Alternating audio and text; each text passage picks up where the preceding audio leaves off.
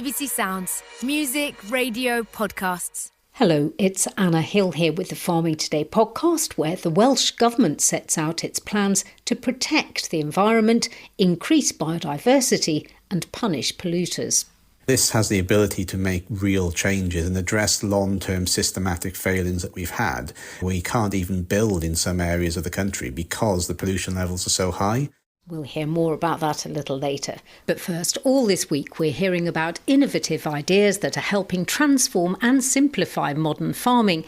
And it's a theme which coincides with the recent crowning of Gilly Duncan Grant as the National Women in Agriculture Movement's Innovator of the Year. Gilly is the co-founder of Herd Advance, a high-tech cattle handling crate that incorporates software to monitor the animals. It can minimise manual handling by automatically separating animals out into small groups, known as drafting. Nancy Nicholson has been to her farm in Aberdeenshire to see the system in action. We're just walking past one of our finishing sheds, and in there we've got British Blue and Aberdeen Angus Cross dairy beef calves. And before we get to the technology itself, what inspired Herd Advance? Myself and my co-founder, who's also my husband, essentially wanted to bring technology into the beef business. And when we looked at solutions that were out there, they didn't quite do everything that we needed, because we wanted to integrate both data capture from animals to give us insight into how our animals were performing and also their health, but crucially also include the automated selection and drafting, so to move away from that manual handling process, which is both stressful to man and beast. And here it is, a grey and lime green crate. So we hear the animal drinking there. This is their only source of water. Yeah, so for the pen, this is their only source of water, and that's what attracts them to the system. They get fresh, clean water every visit, and that ultimately, again, supports the efficiencies. And while it's on the system, we take a full body weight. We also measure the water intake that animal is drinking, and we're also working with thermal imaging to look at body temperature. And those align and give us insight into that animal's performance, both in terms of growth and weight gain, but also in early intervention and health. So we're able to see change for that animal, and then that allows you to take and make decisions for that animal. There's a queue building up at the back there, and this one's just loitering a bit, standing around, not with a care in the world, while they're wanting in. So it's in a way, it's a wee bit like a robotic milker, isn't it? It is, and I think what it demonstrates here is we're right next to it. The animal's not upset by us standing. I mean, a typical crush situation, they wouldn't be there of their own choosing. The animal has the opportunity to go out, so if you can see, the gates are open. I think that's one of the key aspects, is the stressless part of it. You're now selling this technology. How much would it cost a farmer if he or she was to buy a basic unit? We're essentially monitoring animals for around about 15 pence per day.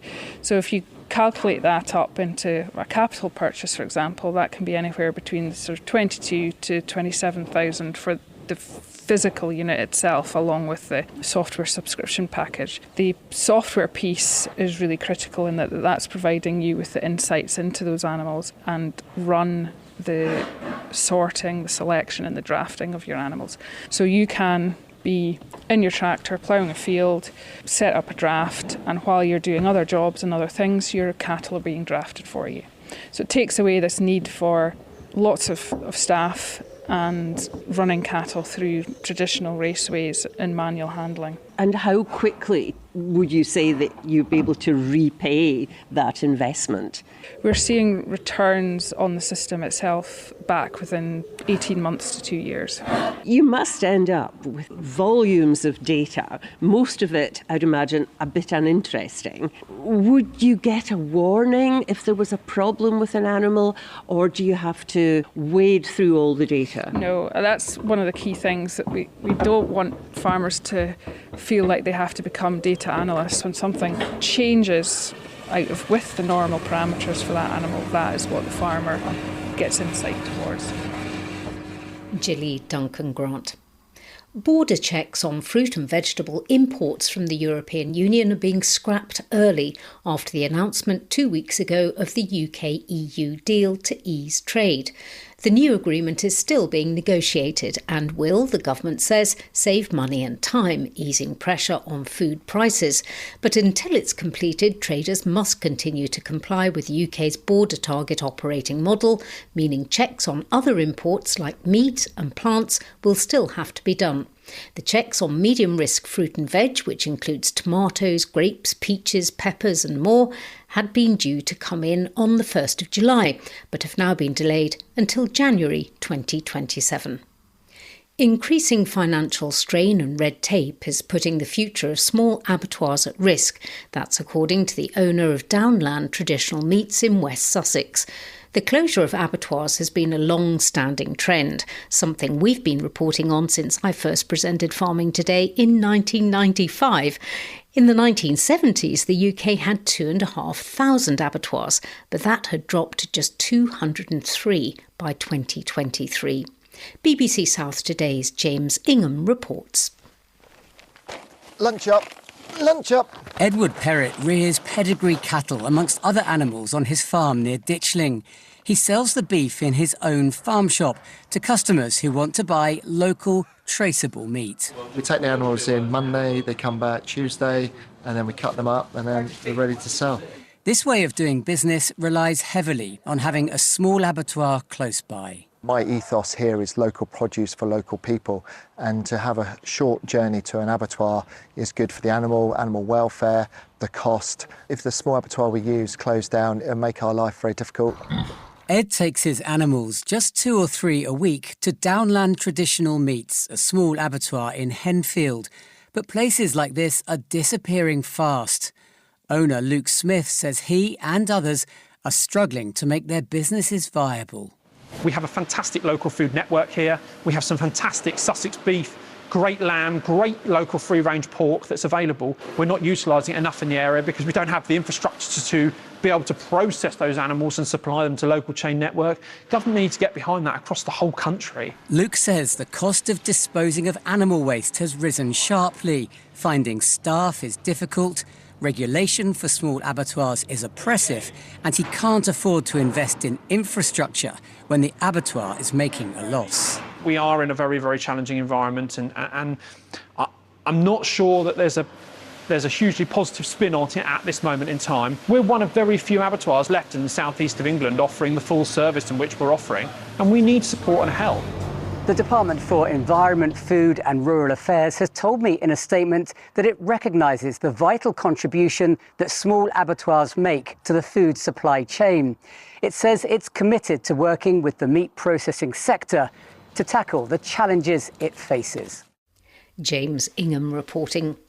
A new law which is intended to protect nature and reverse the loss of wildlife has been introduced by the Welsh Government. The Environment Bill aims to allow members of the public to challenge organisations in Wales, including councils, on environmental issues such as water pollution. If passed, it will set up a new Office of Environmental Governance to enforce environmental law, and ministers in the Senedd will have to set targets to reduce pollution and manage ecosystems. BBC Wales' Gareth Breyer reports. This legislation has been described by the Welsh Government as crucial and an important step in addressing the climate change and nature emergencies. But it's been a long time coming. Before Britain left the EU, people used to be able to complain to the European Commission if they felt a public body wasn't doing enough to comply with environmental laws. Once Brexit happened, there was no body to advocate on behalf of concerned members of the public. The UK government set up an independent office for environmental protection in 2021 to carry out a similar role for England and Northern Ireland, while the Scottish government set up an organisation called Environmental Standards Scotland in the same year. But here in Wales, despite calls from campaigners and opposition parties to, in their words, get on with it, there's been nothing permanent until this announcement. If this bill is passed, public bodies in Wales will also have to develop plans to restore nature in their areas, with legal targets on preventing losses in nature. The main aim is to not just stop the decline of biodiversity, but to return to clear recovery. The hope is that this will be voted into law early next year, one of the last major acts of this government before the next spring election. BBC Wales reporter Gareth Breyer. Alex Phillips is from WWF Cymru. He gave me his reaction to the proposals. It's really positive that it has come out now. It is something that we've been working on and waiting for quite a long time. I think it's the best part of 8 years that this has been in development. This has the ability to make real changes and address long-term systematic failings that we've had. And fundamentally, that gets back to the point of how clean are our rivers, how clean are those systems in which we depend for our fresh water, for the recreation economy, for agriculture as well. How do we get past this point where we can't even build in some areas of the country because the pollution levels are so high? So hopefully, this might sound technical, but behind it all might deliver some real on-the-ground positive changes. You mention it's taken 8 years. What has that delay meant? Well, it's meant that we've fallen behind other parts of the UK in this area in some regards. We've had some temporary processes in place, but really they haven't had the heft and the resources that have been needed in this area. The general push for biodiversity, nature restoration in Wales has been lacking. I mean, the Welsh Government have been very good at setting quite lofty ambitions in the past, but the delivery on the ground has rarely matched up. And we can see that in areas such as water quality, which has been lacking across most of Wales. We'll come to that in just a minute. This new Office of Environmental Governance Wales, as it'll be called, won't be completely independent, will it? The Welsh Government will be able to control board appointments and budgets as well. Is that an issue for you? There is some concern that we have there, and we hope to unpick and improve upon that as it goes through its legislative journey. What about its powers as well? Because they'll be monitoring, reporting, enforcing environmental law compliance, won't there? A lot of this comes through to the amount of resourcing that it has, because one can easily do a lot of that badly, but to do it well and to do it as thoroughly as needed in Wales, then it really needs a lot of resources to be proactively investigating these things and making sure that there is compliance to environmental law across the piece from local government bodies and other organisations in Wales. As we found in the past that there has been a gap of understanding, an even greater gap of delivery in the past. So hopefully this body can play a role in that. But as I say, it needs to be independent and properly resourced to do that fully. Under the bill, ministers would be required to set targets for reducing pollution and protecting ecosystems. Now, one area which we've reported on many times is pollution in the River Wye. Now, we know that the Welsh and the UK government are working together on this, and there's joint funding, isn't there? But what about new targets for things like polluted rivers? Yeah, so we've said, as WWF, we've said there needs to be a high-level target following on from this legislation, which is to reduce excess nutrient loss by half by 2030. But beyond that, there also needs to be efforts to make sure that all of our water bodies are under active annual monitoring by 2030, and that we really should be managing our rivers at a catchment level. That is a reasonable change from what we have at the moment, because a lot of the stuff that we have in place, although looking good on paper, isn't really delivering, and we're seeing that in places like the Wye and other parts of the country. So there needs to be a step change in what we do here, and a target is only really going to be part of that. It needs to be followed up by strong Welsh Government action. Alex Phillips there from WWF Cymru. That's all from us today. I'm Anna Hill. The producer was Heather Simons. Farming Today is a BBC Audio Bristol production.